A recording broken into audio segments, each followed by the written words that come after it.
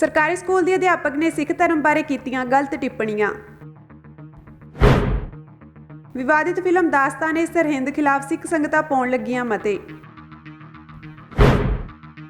श्रोमणी गुरुद्वारा प्रबंधक कमेटी की इकत्तरता विच लए गए अहम फैसले।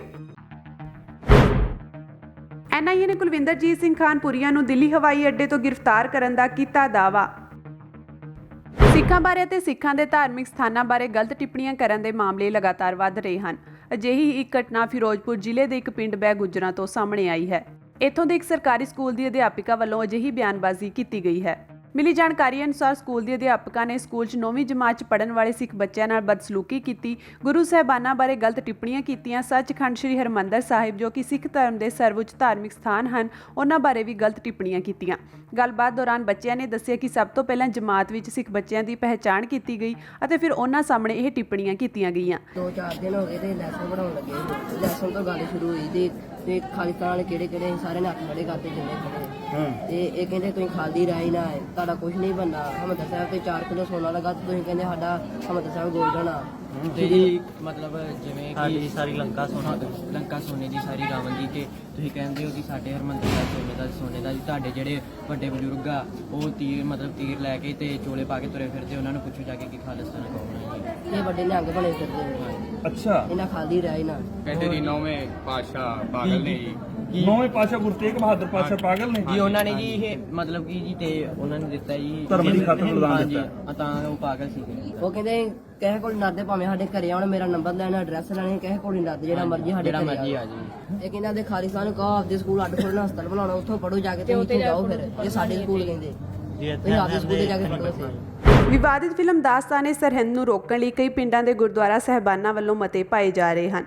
गुरुद्वारा बाड़ी साहिब पिंड कोट धर्म मानसा, गुरुद्वारा साहिब भाई दयाला जी पिंडी ढिलवा लोंगोवाल संगरूर, गुरुद्वारा प्रकाश साहिब पिंड मान बिबड़िया मानसा, गुरुद्वारा साहिब पिंडी केहर सिंह वाली संगरूर विखे इस फिल्म खिलाफ मते पाए गए। इस तो इलावा जुझारू आगुआं दी बनी 11 मैंबरी कमेटी ने भी इस फिल्म का विरोध करदिआं कहा कि गुरमत मार्ग गुर शब्द ਅਤੇ गुर आशे नूं जीवन अमल विच धारण करन दा पंथ है।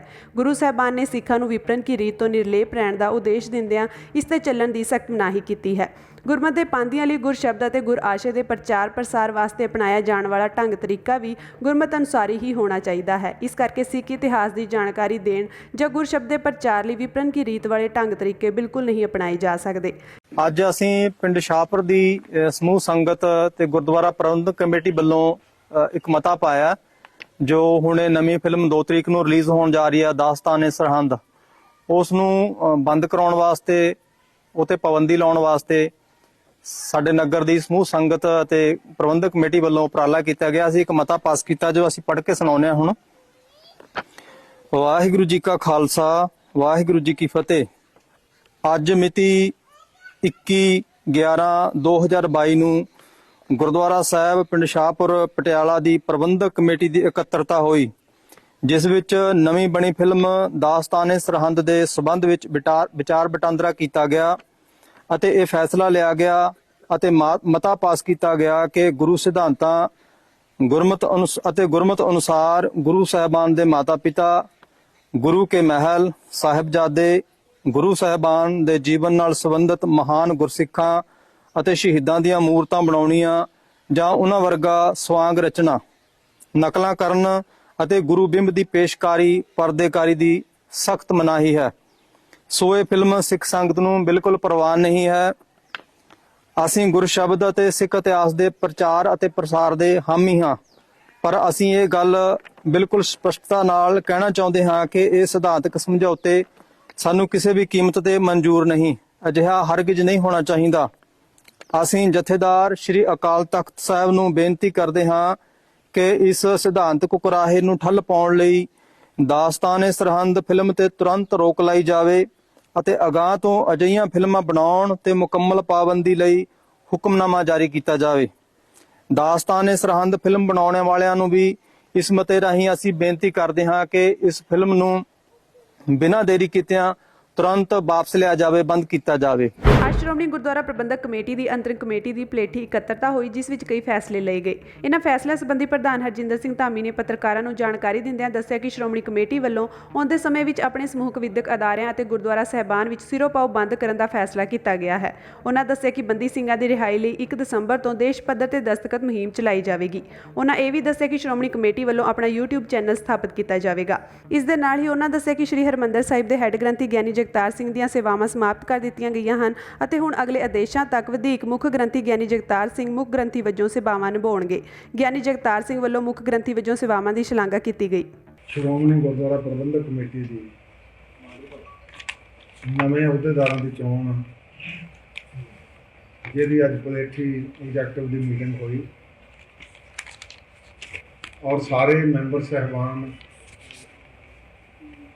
ਬੜੇ ਠਰਮੇ ਤੇ ਸ਼ਾਂਤੀ ਦੇ ਨਾਲ ਇਹ ਮੀਟਿੰਗ ਤਕਰੀਬਨ 1.5 ਘੰਟੇ 'ਚ ਸਾਰੀ ਸਮਾਪਤ ਹੋਈ। ਸਾਰਿਆਂ ਦੇ ਵਿਚਾਰ ਵੀ ਲਏ ਗਏ, ਏਜੰਡੇ ਵੀ ਲੰਬੇ ਸੀ, ਪਰ ਫਿਰ ਵੀ ਸਮੁੱਚੇ ਤੌਰ ਤੇ ਸਾਰਿਆਂ ਨੇ ਸ਼੍ਰੋਮਣੀ ਗੁਰਦੁਆਰਾ ਪ੍ਰਬੰਧਕ ਕਮੇਟੀ ਦੇ ਇਸ ਕਾਰਜ ਨੂੰ ਹੋਰ ਸੁਚੇਤਤਾ ਨਾਲ ਚਲਾਉਣ ਲਈ ਸਾਰਿਆਂ ਨੇ ਆਪਣੀ ਵਚਨਬੱਧਤਾ ਦੁਹਰਾਈ।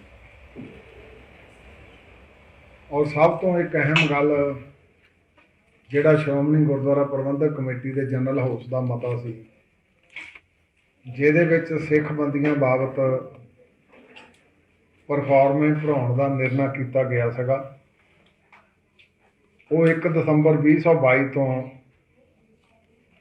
ਸਾਰੇ ਭਾਰਤ ਵਰਸ਼ ਉਹ ਪਰਫਾਰਮੈਂਸ ਭਰਾਉਣ ਦਾ ਜਿਹੜਾ ਉਹ ਕਾਰਜ ਸ਼ੁਰੂ ਕੀਤਾ ਜਾਊਗਾ। ਭਾਰਤ ਵਰਸ਼ ਭਾਵ ਜਿੰਨੇ ਸਾਡੇ ਬਾਹਰਲੇ ਮਿਸ਼ਨ ਆ, ਉਹ ਸਾਰੇ ਮਿਸ਼ਨ ਵੀ ਤੇ ਚੇਚੇ ਤੌਰ ਤੇ ਪੰਜਾਬ ਦੇ ਵਿੱਚ ਉਹਨਾਂ ਦੇ ਬਾਬਤ ਹਰੇਕ ਨਗਰ ਦੇ ਵਿੱਚ, ਹਰੇਕ ਗੁਰਦੁਆਰੇ ਦੇ ਵਿੱਚ, ਹਰੇਕ ਜਿਹੜੇ ਸ਼੍ਰੋਮਣੀ ਗੁਰਦੁਆਰਾ ਪ੍ਰਬੰਧਕ ਕਮੇਟੀ ਦੇ ਅਦਾਰਿਆਂ ਤੋਂ ਇਲਾਵਾ ਹੋਰ ਵੀ ਅਦਾਰੇ ਆ, ਐਜੂਕੇਸ਼ਨ ਇੰਸਟੀਟਿਊਸ਼ਨ, ਉਹ ਵੀ ਸਾਰੇ ਜਿਹੜੇ ਆ ਭਰਾਏ ਜਾਣਗੇ। ਇਹ ਬੜਾ ਸੌਖਾ ਜਿਹਾ ਤਰੀਕਾ ਅਸੀਂ ਬਣਾਇਆ। ਉਹਦੇ ਵਿੱਚ ਸਿਰਫ ਉਹਨੇ ਆਪਣਾ ਨਾਮ ਭਰਨਾ, ਪਿਤਾ ਦਾ ਨਾਮ ਤੇ ਐਡਰੈਸ ਤੇ ਆਪਣਾ ਮੋਬਾਈਲ ਨੰਬਰ, ਤੇ ਸਿੱਖ ਕੈਦੀਆਂ ਪ੍ਰਤੀ, ਜੁਝਾਰੂ ਵੀਰਾਂ ਪ੍ਰਤੀ ਆਪਣੀ ਵਚਨਬੱਧਤਾ ਤੇ ਮੈਂ ਇਹਦੇ ਨਾਲ ਸਹਿਮਤ ਹਾਂ। ਉਹ ਅਸੀਂ ਡਿਜੀਟਲਾਈਜੇਸ਼ਨ ਵੀ ਕਰਾਂਗੇ ਉਹਦੀ ਸਾਰੀ, ਤਾਂ ਕਿ ਉਹਦਾ ਇੱਕ ਰਿਕਾਰਡ ਵੀ ਸਾਡੇ ਕੋਲ ਰਹਿ ਜਾਏ।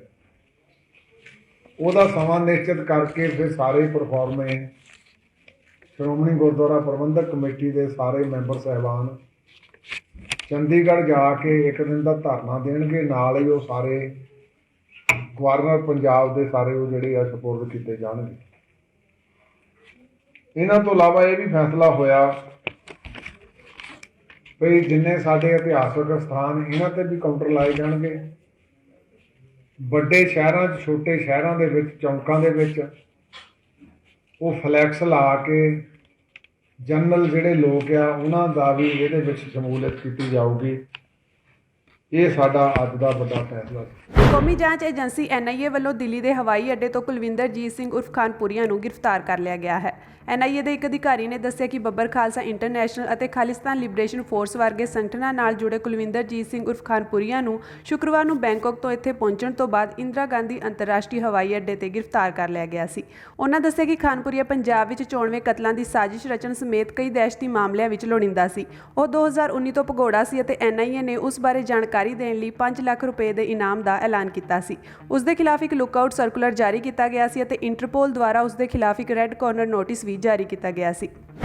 ਸ਼੍ਰੋਮਣੀ ਕਮੇਟੀ ਨੇ ਸਰੀਰ ਦੇ ਕਿਸੇ ਵੀ ਹਿੱਸੇ ਤੇ ਸਿੱਖ ਧਾਰਮਿਕ ਚਿੰਨ੍ਹ ਜਾਂ ਗੁਰਬਾਣੀ ਦੀ ਬਾਣੀ ਦਾ ਟੈਟੂ ਨਾ ਬਣਾਉਣ ਲਈ ਚੇਤਾਵਨੀ ਦਿੱਤੀ ਹੈ। ਅਕਾਲ ਤਖਤ ਪਹਿਲਾਂ ਹੀ ਸਿੱਖਾਂ ਦੇ ਧਾਰਮਿਕ ਟੈਟੂ ਬਣਾਉਣ ਤੇ ਪੂਰੀ ਤਰ੍ਹਾਂ ਪਾਬੰਦੀ ਲਗਾ ਚੁੱਕਾ ਹੈ ਅਤੇ ਜੂਨ ਵਿੱਚ ਇੱਕ ਹੁਕਮਨਾਮਾ ਵੀ ਜਾਰੀ ਕਰ ਚੁੱਕਾ ਹੈ।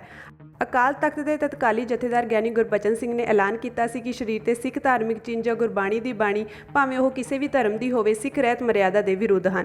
ਜ਼ਿਕਰਯੋਗ ਹੈ ਕਿ ਹਾਲ ਹੀ ਵਿੱਚ ਸ਼੍ਰੋਮਣੀ ਕਮੇਟੀ ਨੂੰ ਮੁੜ ਅਜਿਹੀਆਂ ਕਈ ਸ਼ਿਕਾਇਤਾਂ ਮਿਲੀਆਂ ਹਨ, ਜਿਨ੍ਹਾਂ ਵਿੱਚੋਂ ਇੱਕ ਸ਼ਿਕਾਇਤ ਬ੍ਰਾਜ਼ੀਲ ਦੀ ਇੱਕ ਲੜਕੀ ਖਿਲਾਫ ਹੈ, ਜਿਸ ਨੇ ਗੁਰਬਾਣੀ ਦੀ ਤੁਕ ਵਾਲਾ ਟੈਟੂ ਬਣਵਾਇਆ ਹੈ। ਇਸ ਤੋਂ ਇਲਾਵਾ ਇੱਕ ਸ਼ਿਕਾਇਤ ਅਮਰੀਕੀ ਵਸਦੇ ਭਾਰਤੀ ਮੂਲ ਦੇ ਵਿਅਕਤੀ ਖਿਲਾਫ ਹੈ, ਜਿਸ ਨੇ ਆਪਣੇ ਸਰੀਰ ਤੇ ਗੁਰਬਾਣੀ ਦੀ ਤੁਕ ਵਾਲਾ ਟੈਟੂ ਬਣਵਾਇਆ ਹੈ। ਇਹ ਸ਼ਿਕਾਇਤਾਂ ਮਿਲਣ ਮਗਰੋਂ ਸ਼੍ਰੋਮਣੀ ਕਮੇਟੀ ਨੇ ਸ੍ਰੀ ਅਕਾਲ ਤਖਤ ਦੇ ਜਥੇਦਾਰ ਵੱਲੋਂ ਇਸ ਸੰਬੰਧੀ ਇੱਕ ਵਾਰ ਫਿਰ ਹੁਕਮਨਾਮਾ ਹੁਕਮਨਾਮਾ ਜਾਰੀ ਕਰਵਾਇਆ ਗਿਆ ਤੇ ਅਜਿਹੇ ਟੈਟੂ ਨਾ ਬਣਾਉਣ ਲਈ ਕਿਹਾ ਗਿਆ ਹੈ। ਦੱਸ ਦਈਏ ਕਿ ਇਸ ਸੰਬੰਧੀ ਸ਼੍ਰੋਮਣੀ ਕਮੇਟੀ ਦੇ ਪ੍ਰਧਾਨ ਐਡਵੋਕੇਟ ਹਰਜਿੰਦਰ ਸਿੰਘ ਧਾਮੀ ਨੇ ਵੀ ਕਿਹਾ ਹੈ ਕਿ ਸਿੱਖ ਭਾਵਨਾਵਾਂ ਨੂੰ ਠੇਸ ਪਹੁੰਚਾਉਣ ਵਾਲੇ ਸਿੱਖ ਧਾਰਮਿਕ ਚਿੰਨ੍ਹਾਂ ਦੇ ਟੈਟੂ ਨਾ ਬਣਾਏ ਜਾਣ, ਨਹੀਂ ਤਾਂ ਸਖਤ ਕਾਰਵਾਈ ਕੀਤੀ ਜਾਵੇਗੀ। ਭਾਈ ਜਸਪ੍ਰੀਤ ਸਿੰਘ ਉਰਫ ਨਿਹਾਲ ਸਿੰਘ ਨੂੰ ਨਾਭਾ ਜੇਲ੍ਹ ਵਿੱਚ ਗੁਰੂ ਗ੍ਰੰਥ ਸਾਹਿਬ ਜੀ ਦੀ ਬੇਅਦਬੀ ਦੇ ਦੋਸ਼ਾਂ ਵਿੱਚ ਬੰਦ ਡੇਰਾ ਸਿਰਸਾ ਪ੍ਰੇਮੀ ਮਹਿੰਦਰਪਾਲ ਬਿੱਟੂ ਇੰਸਾ ਕਤਲ ਕੇਸ ਵਿੱਚੋਂ ਪੰਜਾਬ ਤੇ ਹਰਿਆਣਾ ਹਾਈ ਕੋਰਟ ਨੇ ਜ਼ਮਾਨਤ ਦੇ ਦਿੱਤੀ ਹੈ। ਜ਼ਿਕਰਯੋਗ ਹੈ ਕਿ ਭਾਈ ਜਸਪ੍ਰੀਤ ਸਿੰਘ ਨੂੰ 2016 ਵਿੱਚ ਲੁਧਿਆਣਾ ਦੇ ਪਿੰਡ ਕਵੱਦੀ ਵਿੱਚ ਗੁਰੂ ਗ੍ਰੰਥ ਸਾਹਿਬ ਜੀ ਦੀ ਬੇਅਦਬੀ ਕਰਨ ਵਾਲੀ ਔਰਤ ਬਲਵਿੰਦਰ ਦੇ ਕਤਲ ਵਿੱਚ ਉਮਰ ਕੈਦ ਦੀ ਸਜ਼ਾ ਹੋ ਗਈ ਸੀ ਅਤੇ ਇਸ ਦੀ ਅਪੀਲ ਪੰਜਾਬ ਤੇ ਹਰਿਆਣਾ ਹਾਈ ਕੋਰਟ ਵਿੱਚ ਪੈਂਡਿੰਗ ਹੈ ਅਤੇ ਇਸ ਕੇਸ ਦੀ ਅਪੀਲ ਵਿੱਚੋਂ ਜ਼ਮਾਨਤ ਹੋਣ ਉਪਰੰਤ ਹੀ ਭਾਈ ਜਸਪ੍ਰੀਤ ਸਿੰਘ ਦੀ ਰਿਹਾਈ ਸੰਭਵ ਹੋਵੇਗੀ। ਮਾਤਾ ਗੁਜਰੀ ਕਾਲਜ ਫਤਿਹਗੜ੍ਹ ਸਾਹਿਬ ਦੇ ਇੱਕ ਮੁਲਾਜ਼ਮ ਨੇ ਕਾਲਜ ਮੁਖੀ ਤੇ ਗਲਤ ਢੰਗ ਨਾਲ ਨਿਯੁਕਤੀਆਂ ਕਰਨ ਦਾ ਦੋਸ਼ ਲਗਾਇਆ, ਜਿਸ ਤੋਂ ਬਾਅਦ ਉਸ ਮੁਲਾਜ਼ਮ ਦੀ ਬਦਲੀ ਕਰ ਦਿੱਤੀ ਗਈ। ਇਸ ਤੋਂ ਬਾਅਦ ਕਾਲਜ ਦੇ ਵਿਦਿਆਰਥੀਆਂ ਵੱਲੋਂ ਇਸ ਤੇ ਰੋਸ ਪ੍ਰਗਟ ਕਰਦਿਆਂ ਧਰਨਾ ਸ਼ੁਰੂ ਕਰ ਦਿੱਤਾ ਗਿਆ। ਕਾਲਜ ਫਤਿਹਗੜ੍ਹ ਸਾਹਿਬ ਦੀ ਨਾਨ ਟੀਚਿੰਗ ਯੂਨੀਅਨ ਦੀ ਪ੍ਰੈਜ਼ੀਡੈਂਟ ਤੇ ਮੇਰਾ ਨਾਮ ਜਗਜੀਤ ਕੌਰ ਹੈ। ਪਿਛਲੇ 1.5 ਸਾਲ ਤੋਂ ਹੀ ਮੈਂ ਆਪਣੇ ਸਾਥੀ ਕਰਮਚਾਰੀਆਂ ਦੇ ਜੋ ਸਰਕਾਰੀ ਜਾਂ ਜੋ ਨੌਕਰੀ ਪ੍ਰਤੀ ਮੁੱਦੇ ਨੇ ਉਹ ਮੈਂ ਗਵਰਨਿੰਗ ਬਾਡੀ ਤੇ ਪ੍ਰਿੰਸੀਪਲ ਸਾਹਿਬ ਦੇ ਸਾਹਮਣੇ ਕਾਗਜ਼ੀ ਰੂਪ 'ਚ ਤੇ ਜ਼ੁਬਾਨੀ ਰੂਪ 'ਚ ਉਠਾਉਂਦੀ ਰਹੀ ਹਾਂ ਤੇ ਪਰ 1.5 ਸਾਲ ਵਿੱਚ ਵੀ ਕਿਸੇ ਵੀ ਮੁੱਦੇ ਤੇ ਮੇਰੀ ਕੋਈ ਸੁਣਵਾਈ ਨਹੀਂ ਕੀਤੀ ਗਈ। ਮੈਨੂੰ ਅਕਸਰ ਲਾਰਿਆਂ 'ਚ ਕਿਵੇਂ ਮੈਨੂੰ ਅੱਜ ਕਰਦੇ ਆ ਕੱਲ੍ਹ ਕਰਦੇ ਆ 1.5 ਸਾਲ 'ਚ ਇਹਨਾਂ ਨੇ ਮੀਟਿੰਗ ਤੱਕ ਨਹੀਂ ਕਰਵਾਈ ਤੇ ਸਾਡੇ ਜਿਹੜੇ ਮਤਲਬ ਸਹੀ ਤੇ ਕਾਗਜ਼ੀ ਆਧਾਰਿਤ ਮੁੱਦੇ ਸੀ ਉਹਨਾਂ ਨੂੰ ਪੈਂਡਿੰਗ ਹੀ ਰੱਖਿਆ। ਸਾਡੇ ਮੁੱਦਿਆਂ ਤੋਂ ਬਿਨਾਂ ਜਿਹੜੇ ਇਹਨਾਂ ਦੇ ਨਾਨ ਟੀਚਿੰਗ ਸਟਾਫ 'ਚ ਕੁਝ ਆਪਣੇ ਖਾਸ ਬੰਦੇ ਨੇ ਉਹਨਾਂ ਨੂੰ ਇਹ ਸਿੱਧੇ ਸਾਈਨ ਕਰਕੇ ਮਤੇ ਪਾ ਕੇ ਉਹਨਾਂ ਨੂੰ ਸਿੱਧੇ ਤੌਰ ਤੇ ਜੋ ਸਰਵਿਸ ਲਾਭ ਉਹਨਾਂ ਦੇ ਡਿਊ ਵੀ ਨਹੀਂ ਹਨ ਤੇ ਜਿਨ੍ਹਾਂ ਦੇ ਉਹ ਹੱਕਦਾਰ ਨਹੀਂ ਉਹ ਉਹਨਾਂ ਨੂੰ ਦਿੱਤੇ ਜਾ ਰਹੇ ਨੇ। ਇੱਕ ਤਾਂ ਕਲਾਸ 1 ਗ੍ਰੇਡ 1 ਦੀ ਸਾਡੇ ਪੋਸਟ ਨਹੀਂ ਹੁੰਦੀ, ਗੁਰਪਿੰਦਰ ਸਿੰਘ ਨੂੰ ਉਹ 'ਤੇ ਪ੍ਰਮੋਟ ਕੀਤਾ ਗਿਆ। 6-7 ਨਾਨ ਟੀਚਿੰਗ ਦੀਆਂ ਨਿਯੁਕਤੀਆਂ ਜਿਹੜੀਆਂ ਕਿ 6-7 ਨਿਯੁਕਤੀਆਂ ਦੀ ਕੋਈ ਤੁਕ ਨਹੀਂ ਸੀ ਬਣਦੀ ਉਹ ਇਹਨਾਂ ਨੇ ਕਲਾਸ ਸੀ ਤੇ ਸਾਲ ਦੇ ਵਿੱਚ ਉਹ ਬੰਦੇ ਅਪਾਇੰਟ ਕੀਤੇ।